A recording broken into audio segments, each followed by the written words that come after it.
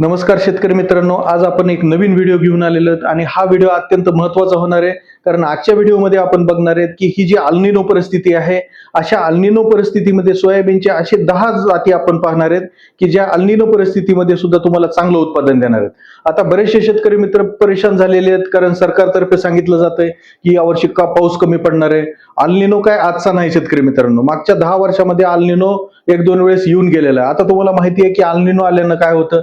अल्निनो आल्यानंतर काय होतं की पाऊस बऱ्याचशा भागामध्ये कमी पडलेला आहे. परंतु आपण जर मागच्या काही अल्निनोचा अभ्यास केला तर तुमच्या लक्षात येईल की अल्निनो येऊन सुद्धा बऱ्याचशा महाराष्ट्रातल्या जिल्ह्यामध्ये, तालुक्यामध्ये, गावांमध्ये पाऊस हा सॅटिस्फॅक्टरी पडला होता. आणि पाऊस जरी कमी असेल तरी पाऊस टप्प्याटप्प्यानं पडत गेला होता. त्याच्यामुळे सोयाबीनचं उत्पादन असेल किंवा इतर पिकांचं उत्पादन असेल ते सुद्धा बऱ्याच तालुक्यामध्ये, जिल्ह्यामध्ये हे जमून गेलं होतं. त्याच्यामुळे अशा विदारक परिस्थितीमध्ये घाबरून न जाता मी जे तुम्हाला 10 वाण घेऊन आलेलो हे 10ही वाण जर तुम्ही तुमच्या शेतामध्ये पेरण्याचा प्रयत्न केला तर तुम्हाला याच्यामधून भरघोस सोयाबीन मधून तुम्हाला भरघोस असं उत्पादन मिळणार आहे. हे सगळे 10चे 10ही वाण जे आहेत हे प्रायव्हेट कंपनीचे नाही आहेत. हे आपल्या विद्यापीठानं आणि ICAR सिस्टमने डेव्हलप केलेले वाण आहेत. आणि याच्यामध्ये सगळ्यात एक नंबरचा वाण जो मी आज तुम्हाला सांगणार आहे तो वाण आहे MEUS 725 हा वाण. MEUS 725 हा जो वाण आहे हा वसंतराव नाईक मराठवाडा कृषी विद्यापीठ परभणीने रिलीज केलेला आहे. साधारणतः 2023 मध्ये हा वाण रिलीज झालेला आहे. हा जो वाण आहे हा 90 ते 98 दिवस ड्युरेशनचा वाण आहे. आणि याची जी प्रोडक्शन कॅपॅसिटी आपण बघितली तर 25 ते 31 क्विंटल पर्यंत याचं हेक्टरी उत्पादन हे आपल्याला सहजपणे मिळू शकतं.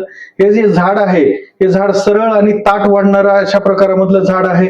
आता याच्यामध्ये तुम्ही बघितलं तर याच्यामध्ये शेंगा लागण्याचा जो पॅटर्न आहे हा स्पेशल पॅटर्न आहे. एका शेंगामध्ये ह्याच्यामध्ये 4 दाणे आहेत. दुसरी महत्वाची गोष्ट जी आहे याच्यामध्ये रोग प्रतिकार क्षमता आहे. आणि हा जो पर्टिक्युलर व्हरायटी आहे ही तांबेरा आणि पिवळा मोजेक आहे, ह्या दोन्ही रोगांना प्रतिकारकता दाखवतं. याच्यानंतर किडीबद्दल जर आपण बोललो तर याच्यामध्ये सुद्धा किडीबद्दल सहनशीलता आहे. आणि हा जो वाण आहे हा खोडमाशीला चक्रीभुंगा जो आहे, जो शेतकऱ्यांना बऱ्याच 2-4 वर्षापासून परेशान केलेला आहे, हा चक्रीभुंगा सुद्धा याच्यामध्ये ह्या किडीला सहनशील असा वाण आहे. पाणी खाणारी लष्कऱ्या आळी सुद्धा याच्यावर कमी पडते.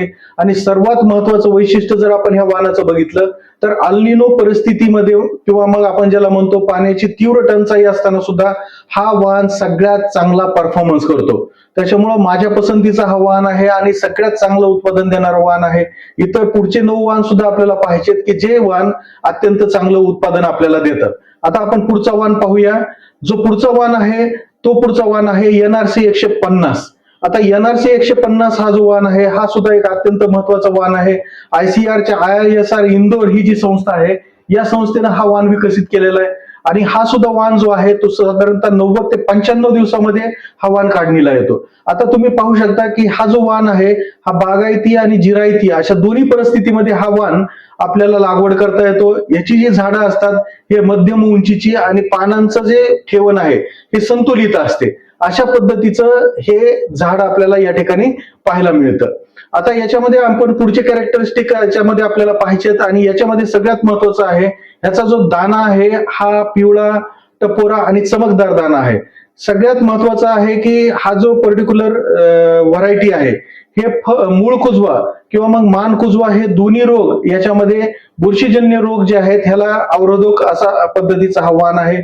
आणि सगळ्यात महत्वाचं याच्यामध्ये जे दाण्यामध्ये ऑइलचं प्रमाण आहे हे 18.5% आहे. त्याच्यामुळं याच्यामध्ये तेलाचं प्रमाण जास्त असल्यामुळं ऑइल मिलला सगळ्यात जास्त प्रिफर केलेला जाणारा हा वाण आहे. हा एक नवीन वाण आहे. त्याच्यानंतर याच्यामध्ये जर आपण बघितलं तर कुठल्याही प्रकारचं वातावरणामध्ये चढ उतार जरी असेल तरी हा वाण आपल्याला स्थिर उत्पादन देणार आहे. तर अशा पद्धतीचा हा वाण आपल्याकडं महत्वाचा वाण, दुसरा महत्वाचा वाण मी तुम्हाला या ठिकाणी सांगितलेला आहे. आता आपण तिसरा वाण बघूया. स्वागत आहे डॉक्टर निलेश मस्के द ॲग्रोनॉमिस्ट या युट्यूब चॅनलमध्ये. आपण चॅनलसाठी नवीन असाल, आपण चॅनलला प्रथम पाहायला आला असाल तर आपण या चॅनलला सबस्क्राईब करा, लाईक करा. जर तुमचे काही प्रश्न असतील तर प्रश्न कॉमेंटमध्ये टाका. आपल्या प्रत्येक प्रश्नाला मी उत्तर देणार. आता आपल्याला तिसरं महत्वाचं वाण जे बघायचं आहे ते आहे MEUS 731. हे सुद्धा वाण जर आपण बघितलं तर वसंतराव नाईक मराठवाडा कृषी विद्यापीठ परभणीनं याला संशोधित केलेलं आहे. हे सुद्धा बदलत्या पावसाळ्याच्या रचनेनुसार हे स्थिर होणारं वाण आहे, अत्यंत महत्वाचं वाण आहे. याचा जर कालावधी आपण बघितला तर 92 ते 96 दिवसाचा मध्यम लवकर येणारी ही जात आहे आणि याचं उत्पादनची क्षमता जर बघितली तर 26 ते 30 क्विंटल पर्यंत स्थिर उत्पादन देणारा हा वाण आहे. आता याच्यामध्ये जर आपण बघितलं तर झाडाची ठेवण जर बघितली तर सरळ मजबूत खोड आहे, भरपूर उपफांद्या देणारं असं हे झाड आहे. आणि विशेष म्हणजे याच्यामध्ये जर आपण बघितलं तर पाण्याचा ताण ज्याला आपण म्हणतो, जर प्रदीर्घ ताण जरी असेल तरी सोसण्याची क्षमता ह्या वाणामध्ये आहे. त्याच्यानंतर जर पुढचा आपण याच्यामध्ये महत्वाचा भाग बघितला तर खोडमाशी आणि चक्रीभुंगा, जसं आपण मगाशी काही व्हरायटीमध्ये बघितलं होतं, याच्यामध्ये सुद्धा कीड नियंत्रण ज्याला आपण म्हणतो की हे जे खोडमाशी आहे आणि पानावरील चक्रीभुंगा आहे याच्याबद्दल हे मध्यम ते उच्च प्रतिकार क्षमता असलेलं वाण आहे. याच्यानंतर सर्वात महत्वाचं जर आपण बघितलं तर हे वाण असं आहे की तुमच्या हलक्या ते मध्यम स्वरूपाच्या जमिनीमध्ये सुद्धा उत्तम खत व्यवस्थापन जर तुम्ही चांगलं केलं तर हे त्याच्यातून तुम्हाला चांगलं उत्पादन देणारं असं वाण आहे. आता आपल्याला पुढच्या व्हरायटीकडे जायचंय. पुढची व्हरायटी जी आहे ही आहे KDS 992, ज्याला आपण फुले दुर्वा असं म्हणून ओळखता. ही जी व्हरायटी आहे ही सुद्धा एक खूप चांगली व्हरायटी आहे. महाराष्ट्रामध्ये खूप मोठ्या शेतकऱ्यांनी याला प्रिफर केलेलं आहे. हा जो वाण आहे हा MPKV राहुरीनं 2021 साली प्रसारित केलेला वाण आहे. हा थोडासा दीर्घ म्हणजे थोडंसं कालावधी याच्यामध्ये जास्त आहे, साधारणतः 95 ते 100 दिवसाचा मध्यम कालावधी असणारा हा वाण आहे. याची उत्पादन क्षमता हे पहिल्या तिन्ही वाणापेक्षा थोडीशी चांगली आहे. याच्यामध्ये 27 ते 35 क्विंटल पर्यंत प्रति हेक्टरी असं विक्रमी असं उत्पादन तुम्हाला ह्या वाणामधून मिळू शकतं. आता याची जी वाढ आहे ही निम्न निश्चित, ज्याला आपण म्हणतो सेमी डिटर्मिनेट टाईपची आणि मध्यम पानांची रचना असलेली ही व्हरायटी आहे. अशा पद्धतीने याची वाढ होते. याच्यामध्ये जर बघितलं तर याच्यामध्ये झाडांमध्ये फुलं जी असतात ही जांभळ्या कलरची फुलं आहेत. आता याच्यामध्ये महत्वाचा जो भाग आहे तो म्हणजे याच्यामध्ये हे तांबेरा नावाचा जो रोग आहे, हा तांबेरा नावाचा रोग जो आहे तो पश्चिम महाराष्ट्रामध्ये मोठ्या प्रमाणामध्ये येतो आणि ह्याला अवरोधक अशी ही जात आहे. याच्यामध्ये अत्यंत महत्वाची बाब आहे की याच्यामध्ये पूर्ण पक्वता जरी झाली, काढणीस उशीर जरी झाला तरी शेंगा अजिबात याच्यामध्ये फुटत नाहीत. ही याची महत्वाची गोष्ट आहे. त्याच्यानंतर झाडं बऱ्याच वेळेस आपण पाहतो की खोड याच्यामध्ये जाड असल्यामुळं, लवचिकता असल्यामुळं वारा वगैरे जरी आला तरी हे झाड लोळत नाही. त्याच्यामुळे ही एक अत्यंत महत्वाची आपल्याला जात म्हणता येईल. पुढची जी जात आहे ही जबलपूर संशोधन केंद्रानं काढलेली जात आहे, ज्याचं नाव आहे 23-9 ही जात आहे. ही तुमच्या JNKKV जी विद्यापीठ आहे, ज्याला आपण जवाहरलाल नेहरू कृषी विश्वविद्यालय असं म्हणतो, यांनी ही व्हरायटी काढलेली आहे. हे सुद्धा एक कमी दिवसामध्ये येणारं वाण आहे. साधारणतः 90 ते 92 दिवसामध्ये अत्यंत जलद अशी परिपक्व होणारं हे वाण आहे. याच्यामध्ये उत्पादन क्षमता जर बघितली तर 23 ते 28 क्विंटल अशा पद्धतीनं तुम्हाला उत्पादन देणारा हा वाण आहे. याच्यामध्ये झाडाचा टाईप जर बघितलं तर हे सरळ वाढणारं झाड आहे, सरळ उभं वाढतं आणि याच्यामध्ये संतुलित पानांची रचना असते, अशा पद्धतीचं झाड आहे. आता याच्यामधले जर स्पेसिफिक तुम्ही जर बघितलं तर याच्यामध्ये गोल असे थोडेसे राऊंड ओव्हलेट टाईपचे याची पानं असतात. याच्यामध्ये येलो वेन मोझॅक जो आता मोठ्या प्रमाणामध्ये वाढायला लागलेला आहे, ह्या रोगाला हे थोडंसं अवरोधक असं व्हरायटी आहे. याच्यामध्ये किडीचा चांगला अटकाव केला जातो. पानावरील जी केसाळ आळी आहे, त्याच्यानंतर खोड किडेचा प्रादुर्भाव या व्हरायटीमध्ये खूप कमी येतो. आता पुढचं जे वाण आपल्याला बघायचंय हे सुद्धा अत्यंत महत्वाचं वाण आहे. हे सुद्धा जबलपूरचं आहे. हे JS 21-72 याला आपण कणखर असं वाण असं म्हणतो. हे कणखर असं वाण आहे. हे सुद्धा JNKKV विद्यापीठानं संशोधित केलेलं वाण आहे. साधारणतः 94 ते 96 दिवसाचं याची मुदत आहे आणि याचं उत्पादन क्षमता जर तुम्ही बघितली तर 25 ते 30 क्विंटल पर्यंत याची उत्पादन क्षमता आपल्याला पाहायला मिळते. ह्या झाडाची विशेष गोष्ट अशी आहे की ह्याच्या मुळ्या खूप मजबूत असतात. झाड हे जमिनीला खूप घट्ट असं पकडून ठेवतं आणि याच्यामुळे काय होतं की झाडामध्ये लोळण्याचा जो प्रमाण आहे, जास्त वादळ आलं, जास्त पाऊस आला तरी हे जास्त झाड लोळत नाही. हे अशा पद्धतीनं हे झाड आहे. याचे शेंगाचं जे कवच असतं हे टणक असतं. त्याच्यामुळे आपण बघतो की काढणीच्या वेळेला पाऊस आला वाळलं तरी ह्याच्या शेंगा तडकत नाहीत, अशा पद्धतीचं वाण आहे. आणि ह्याचे जे दाणे आहेत ते टपुरे आणि चमकीदार असे दाणे आहेत. आणि याच्यामध्ये रोगप्रतिकारक क्षमता जर बघितली तर खोडकूज आणि कॉलर रॉट हे दोन्ही याच्यामध्ये कमी होतात. आणि सगळ्यात महत्वाचं, जसं आपण पाहतोय अल निनोच्या इफेक्टमध्ये तग धरणारी झाडं, तर त्याच्यामध्ये हे एक महत्वाचं व्हरायटी आहे की याच्यामध्ये बदलत्या वातावरणात सुद्धा किंवा कमी जास्त प्रमाणाचा जरी पाऊस झाला तरी ही व्हरायटी तुम्हाला चांगलं उत्पादन देणार आहे. हे शेतकरी मित्रांनो तुम्ही लक्षात ठेवा. आता पुढचा जो वाण आहे तो आपल्याला पाहायचा आहे, आणि पुढचा जो वाण आहे तो आहे NRC 142.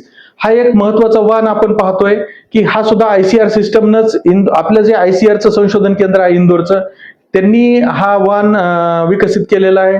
आता याच्यामध्ये तुम्ही लक्षात घ्या की 93 ते 97 दिवसाचं हे वाण आहे, आणि याचं जे हेक्टरी उत्पादन आहे हे 24 ते 28 क्विंटल आहे. याचे जे झाडाचा टाईप असतो हे मध्यम उंचीचं झाड आहे, ह्याची जास्त उंची होत नाही, आकर्षक पानांचे फुटवे होतात, झाड असं डेरेदार बनतं. हे अशा पद्धतीचं झाड आहे. आणि याच्यामध्ये पहा की मगाशी मी तुम्हाला तेलाचं प्रमाण सांगितलं होतं, याच्यामध्ये सर्वात जास्त तेलाचं प्रमाण आहे, 19% पर्यंत याच्यामध्ये तेलाचं प्रमाण आहे. आणि सगळ्यात महत्वाचं म्हणजे येलो व्हेन मोझॅक हा जो विषाणूजन्य रोग आहे, या रोगाच्या विरुद्ध हे 100% प्रतिकार क्षमता दर्शवणारं व्हरायटी आहे. जर तुमच्या भागामध्ये मागच्या 2 वर्षामध्ये सोयाबीनमध्ये जर येलो व्हेन मोझॅकचा मोठ्या प्रमाणामध्ये जर प्रादुर्भाव झाला असेल तर ही व्हरायटी तुमच्यासाठी एक शेतकरी मित्रांनो हे तुम्ही लक्षात असू द्या. याच्या बरोबरीनच याच्यामध्ये कीड प्रतिकारक क्षमता जर बघितली तर खोडमाशी आणि पालनी गुंडाळणाऱ्या आळीला ही प्रतिकार क्षमता दाखवते. आणि सगळ्यात महत्वाचं असं आहे की फुलोऱ्याच्या संवेदनशील काळामध्ये बऱ्याच वेळेस आपण पाहतो की हीट येते, तर अशी वाढलेल्या हीट मध्ये सुद्धा सस्टेन होणारं, ज्याला आपण म्हणतो की तग धरून ठेवणारं हे वाण आहे. त्याच्यामुळं हे वाण ह्या अल निनो परिस्थितीमध्ये सुद्धा तुम्हाला इतर वाणापेक्षा चांगलं उत्पादन देणारं वाण आहे. आता पुढचं वाण आपण बघूया. हे पुढचं जे वाण आहे हे आहे KDS 553, ज्याला आपण फुले किमया असं म्हणतो. फुले किमया हे MPKV राहुरीनं संशोधित केलेलं वाण आहे. कमी खर्चात चांगलं उत्पादन देणारं म्हणून ह्या वाणाची ओळख आहे. सगळ्यात महत्वाचं की ह्याचा जो ड्युरेशन आहे साधारणतः 95 ते 100 दिवसाचं ड्युरेशन आहे. 27 ते 32 क्विंटल प्रति हेक्टर असं उत्पादन देणारं हे व्हरायटी आहे. आणि याची झाडाची जर वाढ बघितली तर हे इतर व्हरायटीपेक्षा जलद आणि निरोगी वाढ करणारं हे झाड आहे. आता याच्यामध्ये तुम्हाला सांगतो की हे जरी झाड जलद आणि निरोगी वाढ करत असलं तरी याच्यामध्ये मात्र तुम्ही लक्षात घ्या, लिव्होसिनची फवारणी ही अत्यंत गरजेची आहे.